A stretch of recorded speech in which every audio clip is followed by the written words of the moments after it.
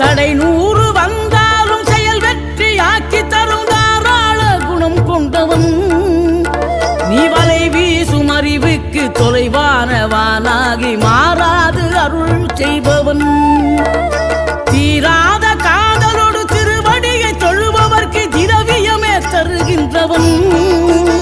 நீ தாராள உள்ளமோடு தவக்கோலம் கொண்டு பெறும் தார்மீக பொருள் தந்தவன்